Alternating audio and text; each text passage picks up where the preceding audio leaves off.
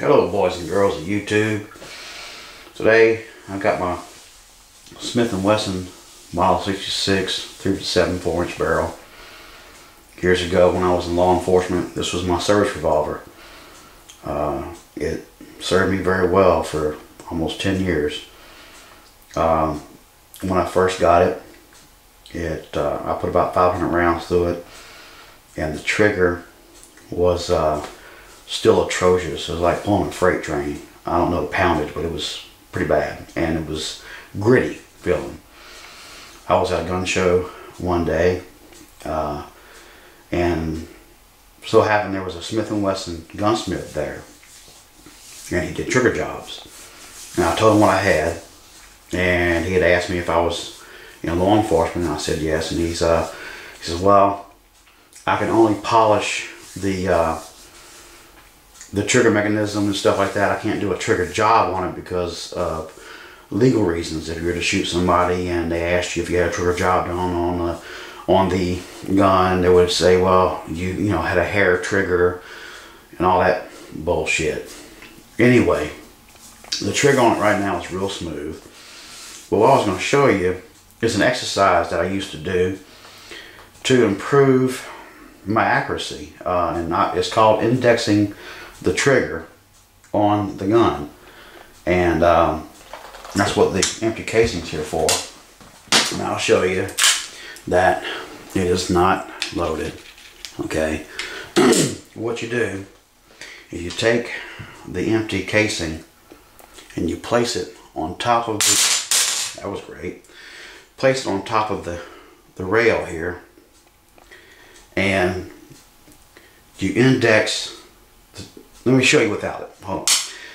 You index the cylinder. That wasn't it. That's indexing the cylinder.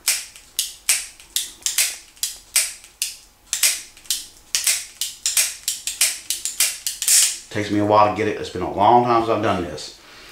But what you're doing is you're cycling the cylinder without having the hammer fall. Okay. Anyway, I'm not going to probably do this very, very long because I don't want to make a long video. And I know I'll probably pull the trigger a few times, but you'll get the gist of it and you understand what I'm telling you. But I would sit down and for an hour or so, just sit there. See? Dadgummit. Yeah, I'll sit there. Oh, what am I? Putts? Jiminy crickets. Okay, let's try this one more time. And cycle the cylinder. Boy, it's been a long time.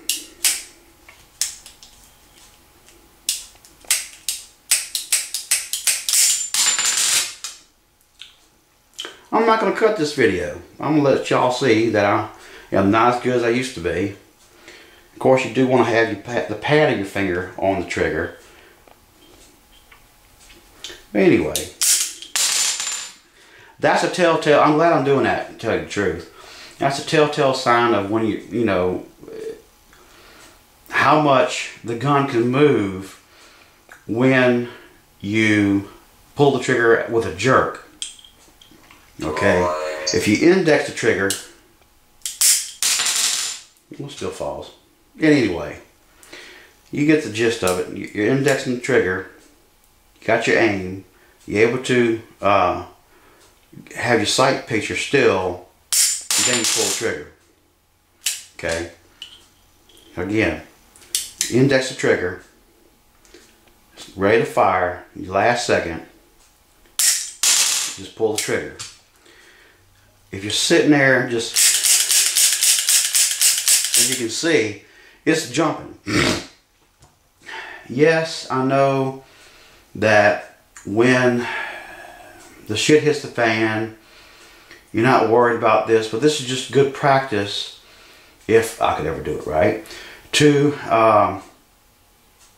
be able to index that trigger to the breaking point, and for whenever you're trying to qualify. Okay, I guess I should have said that at the beginning, but duh, no, I'm a dummy. So there you go.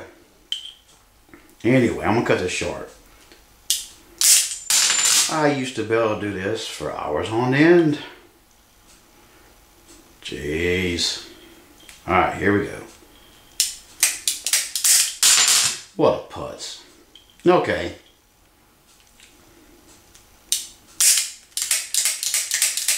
There you go. See? There you go.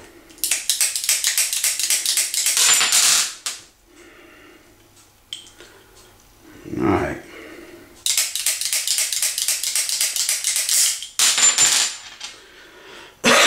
Now, I'm finally getting where I can finally. You need to put it up here. Doesn't matter.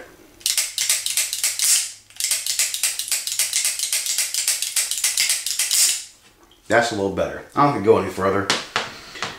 You get the idea. It's good exercise. You get it down pat. You can sit there for hours until your hand gets tired doing that, and it really gets you your memory, your muscle memory, to the point where you can index that trigger real fast, and the follow-up shots are right there. It really helped me out when I was qualifying for the sheriff's office.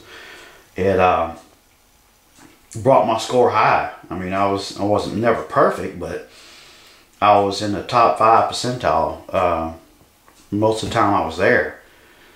It really helped me out a lot. Anyway, I hope y'all enjoyed that. I thank y'all for watching. Y'all have a great day. Take care. Later.